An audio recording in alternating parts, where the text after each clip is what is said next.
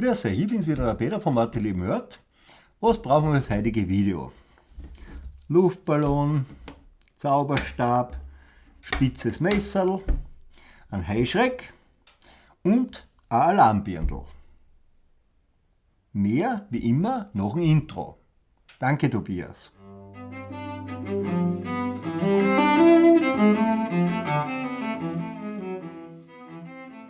Also, heute geht es um einen konkreten Anlassfall, um eine ganz besondere, feine Facetten vom Streichinstrumentenhandel. Ja? Aber damit wir da nicht nur trocken von irgendwas reden, schauen wir uns einmal einen konkreten Fall an. Ja? Also, es geht um eine der vielen Werkstattinstrumente von Vuillaume. Ja? Und dazu zeichne ich jetzt einmal was auf. Also, ich stelle euch das jetzt einmal dar, wie sich der Wert im Laufe der Zeit verändert, bei einem Vuillaume-Geigerl zum Beispiel. Ja? Also, da herüben haben wir den Wert in Tausenden Euro und da haben wir die Jahre. Okay?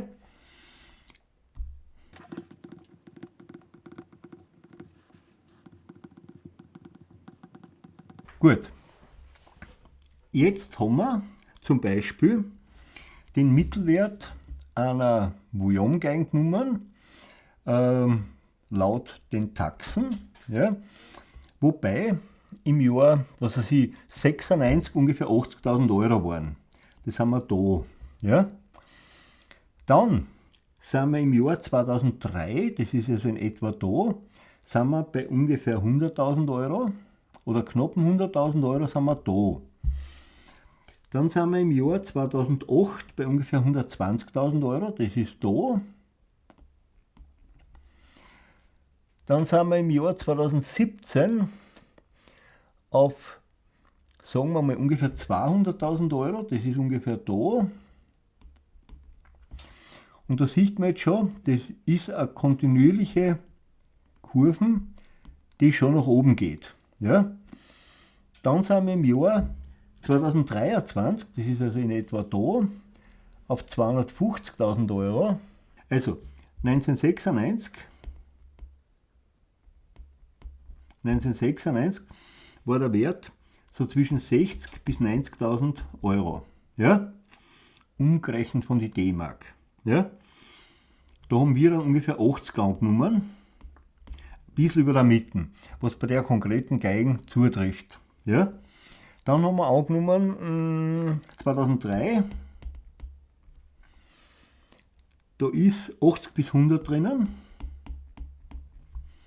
Wir haben angenommen 95. Ja? Dann haben wir 2007, glaube ich, oder 2008, ist es drinnen mit 80 bis 150.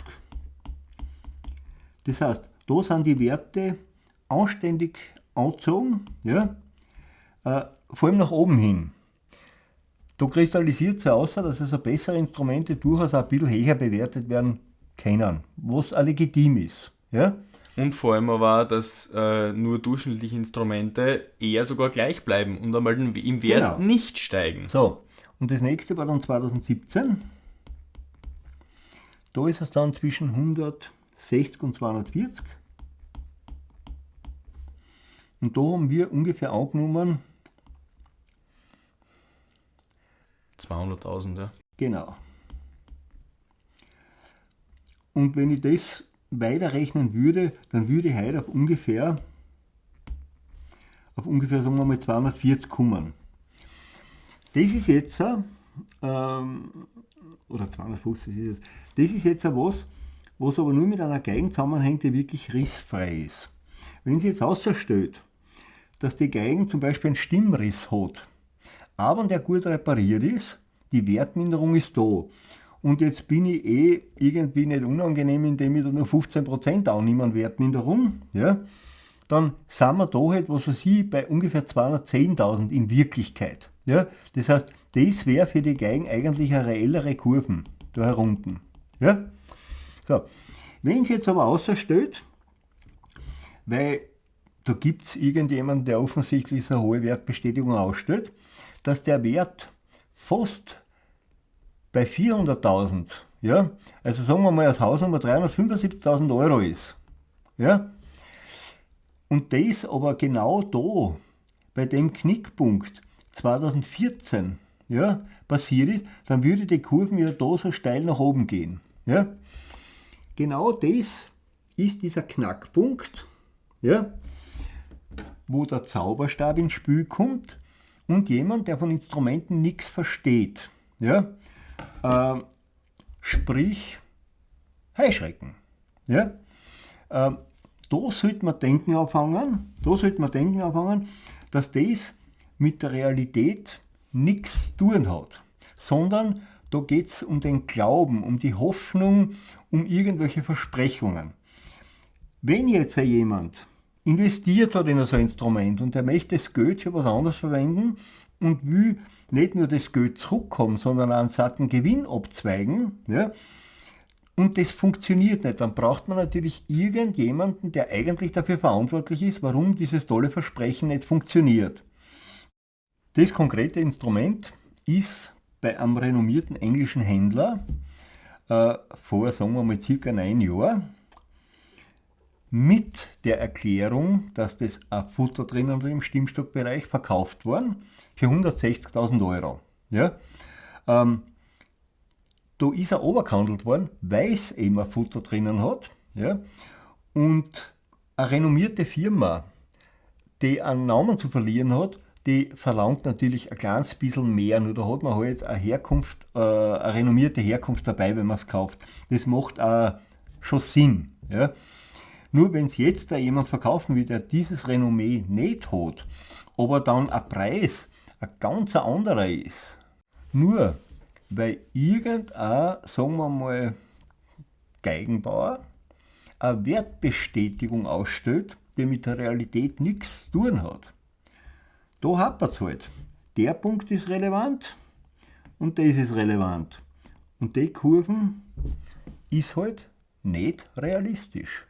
Das muss man wissen. Wenn dann die Versicherungsprämien auch für diese, sagen wir mal, magischen Wertsteigerungen vom Musiker gezahlt werden müssen und der gleichzeitig einen Vertrag unterzeichnen muss, ja, dass er für alles haftet, was eine Versicherung nicht bereit ist zu zahlen, bis zur vollen Höhe des Wertes des Instrumentes, dann sollte irgendwann bei euch wirklich auch die Alarmanlage angehen. Ja?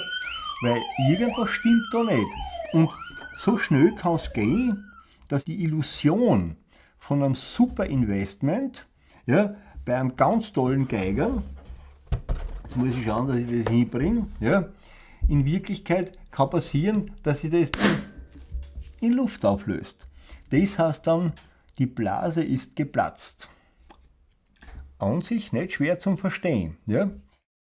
Ich würde sagen, das war es schon wieder für das heutige Video. Hat mich gefreut, dass ihr dabei wart. Ich hoffe, dass es euch was bringt und ich freue mich, wenn wir uns beim nächsten Video wiedersehen.